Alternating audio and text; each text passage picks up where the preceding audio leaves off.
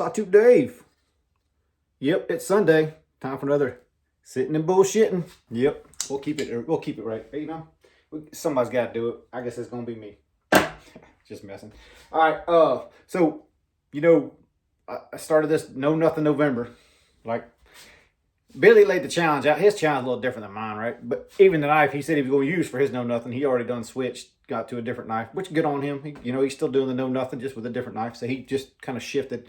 I decided to do something even crazier for mine. So not only am I not buying, I'm not trading, I'm not doing nothing with knives other than, the normal stuff, but in regrinds and that sort of shit. But like, that's one half of it. The other half of it is I quit coffee and I quit sweets.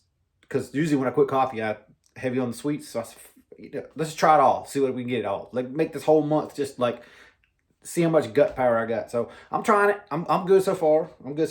Like my wife might differ on the coffee thing, but I think I'm doing pretty good so far. It's like 5 days in, I'm not getting the headaches anymore at least. So I think that's good. But I was regulated to decaf anyhow. Ticker issues and whatnot. So.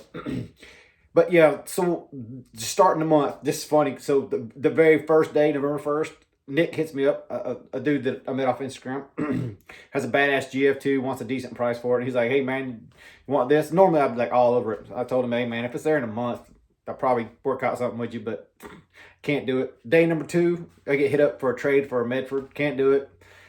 No, nothing November. Can't help you. Day 3, I see a die wear solo, recurve, the actual blade shape I love in a solo. Can't do it. It's a great price. Can't do it. No, not November. So it's been a challenge already. But anyway, I digress, I guess. I know. Well, I guess I always digress. So, hey, that's what we tuned in for, right? All right. So we had quite a few questions last week. I don't know how deep in the weeds y'all want me to get with this detent thing. I'm kind of just skimming the surface of it. So I kind of want to go in a little more detail, answer a few more questions. What I need y'all to do is tell me at the end of this one, like, more or just shut the hell up and go on. So like, that's fine. I don't mind. Like if you want more, let me know. If you don't, just, whatever. I get you, man. I understand. But I'm going to try to answer a few questions and hopefully it'll make sense and then talk about the other half of detent that we didn't talk about. So give me 1 sec. All right. For demonstrating purposes, I just got this is the Rogovitz Rhino all broke down, but I just got this Rhino blade sitting right here so I can kind of sort of show you. Someone asked me, how do you seat, or what's the process of doing the detent? So obviously this is not going to work. Well, it's not obvious to you yet, but it will be in a second. I'm just going to show you a huge detent. So this is a big ball. This is a 375 ball. And this is just like the quarter that's in the blade, quarter hole. Quarter inch, I guess I should say, this blade. So just for instance, this is just imagine this is the lock bar of the frame lock, like this part. This is this part with the hole right here. So if that's it, you just basically taking this ball and put it on the top of that. How I usually do it, me personally, I take a little brass hammer and I put it on top of it and I put pressure down on it to seat the ball itself from moving, or to press it in the hole a little bit. And then you're going to put whatever, everybody has different ways of doing things, but let's just say, for lack of a better term, we're going to take a washer. So if you imagine something spaced in like this around the outside, the whole thing, and then you're going to press it in until it hits this surface, and basically it establishes that height that you want. There's different ways of doing these things. Some people use clamps. Some people hammer their balls in with the special jigs or whatever. There's just tons of different ways of doing it. I'm just telling you a way to do it. We all have different ways, and actually the blades will sometimes dictate, or the frames will dictate which way you want to do it. But that was one question I had an answer. The other one was, why can't you take this? Remember last week I was talking about what the percentage below the frame is for the detent ball to sit in. I don't know if I can even show the detent here. All right, so that detent ball is above. I hope everybody knows what I'm talking about there. And the whole diagram I had yesterday was, 50%, or diagram, the drawing I did last week from when I was showing how far above or below the surface you're going to keep this detent. So if you're above 50% of the ball, so the ball is not seated all the way in that surface, right? You see how it's undercut, goes under right here. As it's rolling and catching the frame, that's the pressure it's going to take, so it's going to lift it right out of there. So there's nothing seating it. So you can put all the friction you want on it, but nothing's holding it in. It's just going to pop it right out. So that's why that won't retain. So it has to be below 50% in order to retain this, at least at 50% or below, to retain the detent. Otherwise, it won't retain. So hopefully that makes sense to that question. I did get a question about lock bar. So generally speaking, like I like bigger, heavier knives, right? So if you're not into bigger, heavy knife, let's just get something kind of reasonable. Let's go XM18, which I know is probably still overbuilt for most people. If you're in a blade this size, you might be able to take lock bar pressure out of the equation and make the less detent lock bar pressure on the blade. That way to make the blade seemingly smoother, but that'll also allow the detent to travel easier. It's just it's a trade-off. It's an action thing. So if you don't know how to tune your lock bar to what you want, I wouldn't advise messing with detents, but this is kind of like a step above when you start, after you start adjusting your lock bar detents, then you start messing with some detents, or the actual detent ball itself. You can mess with the lock bar pressure to help or hurt the actual detent feel, but that's kind of more of a feel thing. Me personally, because I'm always into bigger, heavier knives, I like more lock bar pressure, especially on knives like the Sawtooth that does not have an over travel stop. Because a lot of people, and I got one back from Billy here recently that he was having issues with it, and it's all because people over travel that lock bar, which don't seem like it would. It doesn't take much, and it loses a little bit of tension, and then it starts creating lock rock and stuff. Sawtooths are known for that. Like a lot of knives that don't have that over travel stop. Let me zoom back out for a second. A lot of knives that don't have that over travel stop on this lock bar side will have that issue. That's why I'll really like some form, like it doesn't have to be this lock bar stabilizer, but let's see if I can see a better example here. Yeah, it doesn't have to be like a stabilizer like this one, but something to keep it from over traveling, to keep that tension in it. Makes way more sense. All right, so the other question I got was the rolling detent. So remember last week we were talking about what the hell was that? The blanket, sorry, the heater. Had that Hoback rolling detent in it. So the only advantage of that detent, the rolling detent, is just less coefficient of friction when the blade's actually turning. Why I don't think that's as important as a detent for the detent feel is, it's very minimal. Same with lock bar pressure. These are things that are like fine tuning your knife. Like it's not, the detent pressure is already set. You could fine tune it with a lock bar. Same thing with that rolling detent. It might make it smoother in the travel, but you're losing that crispness of how far to stick that detent in and out, and how much engagement you have in the blade. You have to do it in different ways. And that's why I don't like the rolling detent as much as a fixed detent, especially when you get into ceramics. Steel balls, a little different. You have a little bit different friction, and you also have flat spots. I recorded a video earlier this week when I was changing scales on this 24, and the detent I was putting this Mercado scale on it. This is an older 24. This is tri-way, and the detent was basically flat. It was almost gone because of the amount of wear it had on it.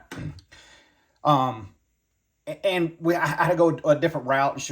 Maybe I should show you some more of that stuff. But anyway, we'll get into that. So like someone else had asked, like, that's only half the equation. And I was like, yes, that's exactly right. Because the detent sticking out, the detent, like is this lock bar and the detent again. If the detent's sticking out, that's only half the equation, because whatever that diameter is that's sticking out has to be in this blade. So let me zoom back in for a second here. So the detent hole in the blade, right? Well, in this particular case, it's on this side, but the detent hole here, right?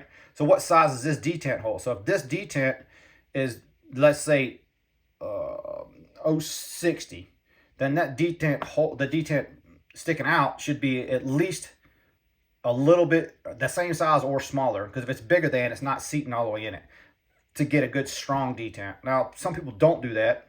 Like Spyderco, for instance, they put the detent hole in the blade is always smaller than what the protrusion is sticking out, almost always anyhow. That's why a lot of the older Spydercos especially don't have good detent. They've refined it since then, but that's the other half of the equation, is what's the hole size in the blade.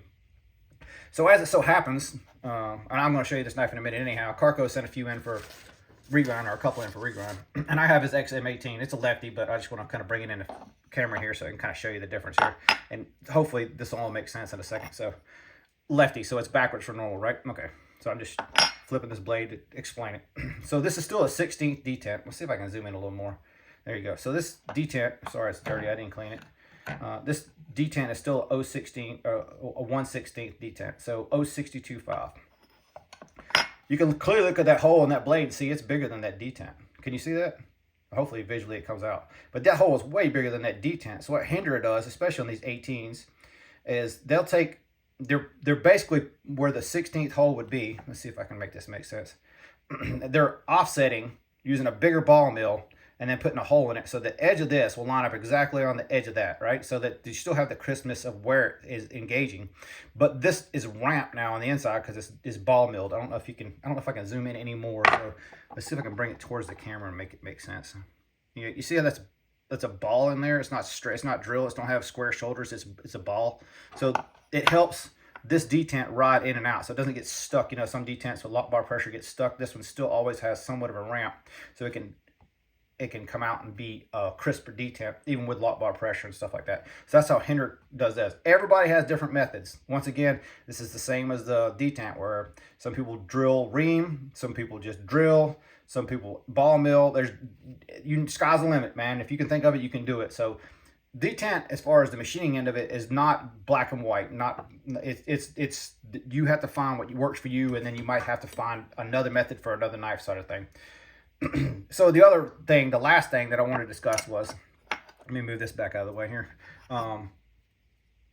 Another guy, Chris, asked about this, and it made complete sense to me because I got this prime example right here.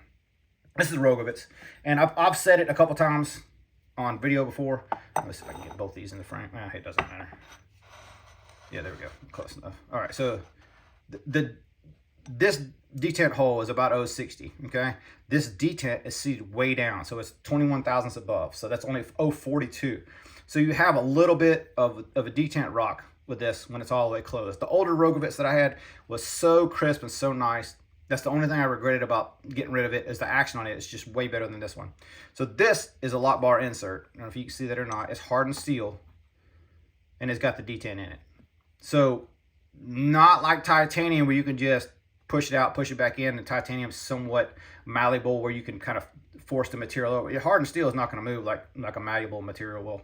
So, or a softer material, I guess what I'm saying. So that detent has to come out, and then another one has to go in and get seated and be at 0.30 thou to make this a crisp detent. So how do you get that out? So that was the question posed to me, is how does this detent come out? Because there's no hole in the back side of this.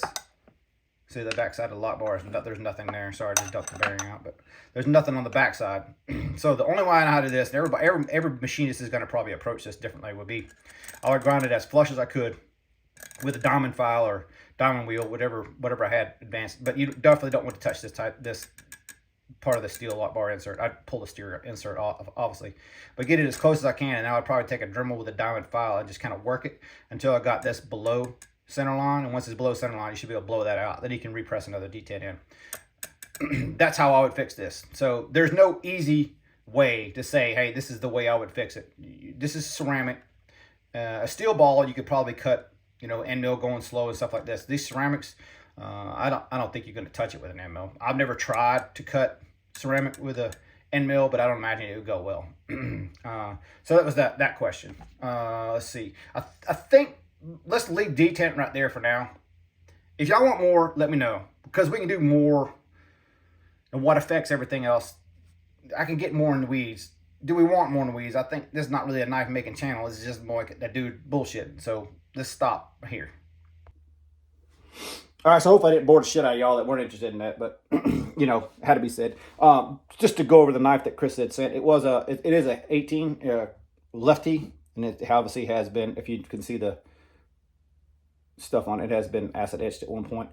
It definitely looks like it could reuse another acid etching, but let's go get regrind first, and then maybe we'll get into that. He's got a aftermarket scale. I'm not sure who made the scale, and it also had a backspacer on it, which was funky. I probably should have shown you the knife before I broke it down, but quite honestly, as soon as I'm done with this video, I'm jumping on that grinder and trying to get some work done on it.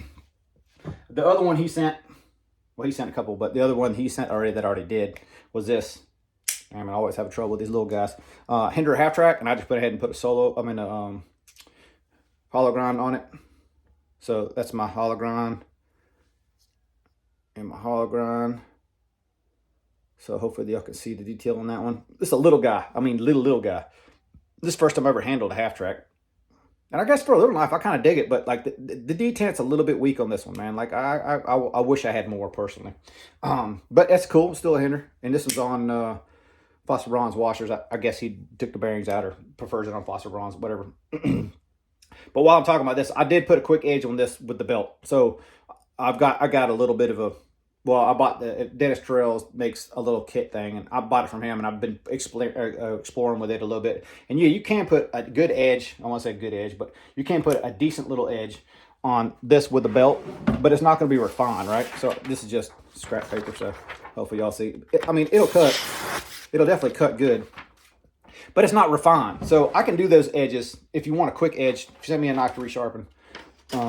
I can definitely put this quick edge on it. I don't think it's as good as stone sharpening, and I think it could be refined way more. Having said that, I asked a couple weeks ago if anybody knew anybody sharpening wise, and I'm the type that wants to test out before I recommend anybody anyhow. I think that's the right thing to do. I think everybody would agree with that. But I set this Fat Daddy, and before I set this Fat Daddy, I basically took it on the stones and made one side of it super big and nasty, and basically we had to match the sides. I wanted to see his skills, but I sent this to Kyle Coonley, or Conley, or whatever his name. I'm sorry, Kyle. I can't remember his last name. But anyway, I sent it to him. I asked for a satin edge and to me even it up. And I don't know if y'all can tell on the video or not, but anyway, he did a damn good job, sharpened it nice. Turnaround time was super quick, super professional. He gave me all the options I needed. And then when I sent it back, he sent me a spreadsheet of basically what he did to it. So you really can't be any more professional than that. And he's a real good dude for sharpening it. So I'm going to recommend him. If y'all send me a knife and you want it done right, send it to Kyle after I'm done with it. Modest fee. I don't think it's that much. You know, everybody's pretty close to the same when it comes to sharpening. Anyhow, but an option for you. So obviously, Carco, if you want that option, you're welcome to it too, but for future references. So I'll have his 18 done hopefully today, and then that little Halftracks, I'll probably get them back to you soon, Chris. Chris also sent, so while I'm talking about it, I don't even know if I can open these on camera or not. Yeah, let's just do it real quick. So there's a trainer. These are funky, dude. Like, it took me a minute to figure out what the hell is going on with these, like a React. So this is a trainer. It's a Karambit, but it's like a folding weird kind of, it's strange, but this is a trainer. So, you know, normal Karambit grip. And then the real one is this guy right here, which is, you know, basically the same thing. It's just, I've yet to figure out how to do this without feeling goofy about it when I'm, you know, holding them in hand or whatever else. So it's just, it's something fun to play with. So he sent them to me just to have something fun with him. And he basically said, do whatever you want to with them. Give them away. Do whatever you want. I don't care. So I might play with them for a little bit.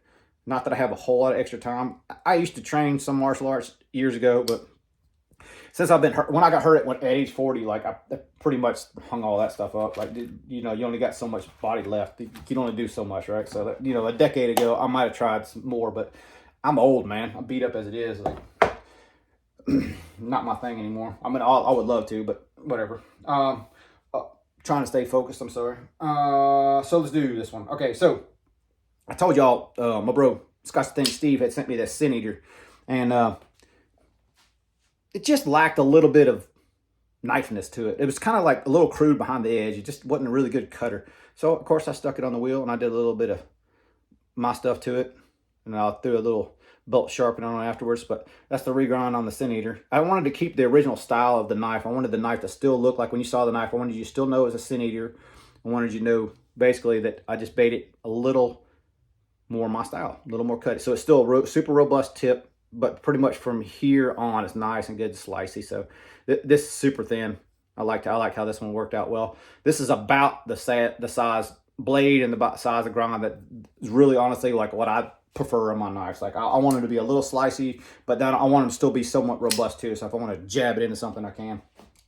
And I tend to do that shit. So, you know, while we're talking about Scotch and things, I touched it. Steve had let me this knife. I don't really keep you guys on a loop. I was telling Steve about it, but the Rogovitz Kentucky Special.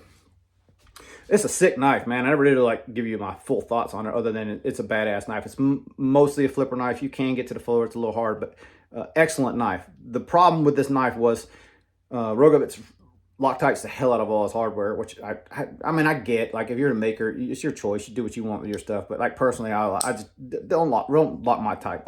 Loctite my knife that much. I'm going to get into it anyhow. But in doing so, the pivot actually backed out, even with all that Loctite. So I had to do something. So I tried to tighten it. You needed a tool for it. It kept backing out. I probably could have Loctited it again. Maybe it would have worked, or maybe it wouldn't. I don't know. But like, I was talking to Steve. I was like, why don't we just put the pivot in it and put some hardware that matches in it? So And this is tie connector hardware, but you can see this is a whole new pivot, but it matches the hardware real good. But now it's T15 all the way around.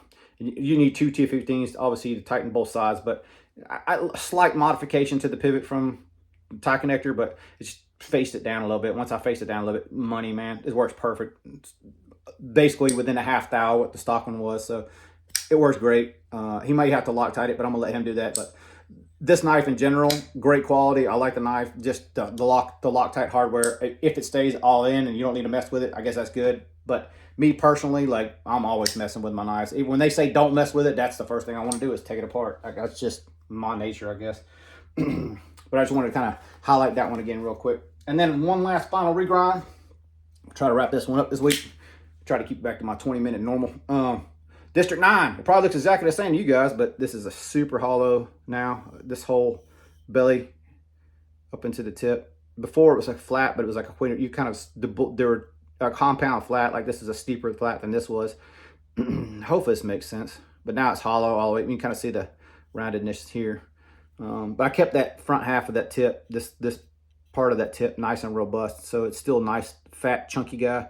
But as you get into here, it's got nice, good cut and ability. This is probably a little bit on the thicker side, even still for me, because I use a 10-inch wheel instead of 8-inch. I could have got it thinner if I wanted to, but on this knife, it's such a big, robust knife. I didn't want to make it too thin where it didn't feel like right.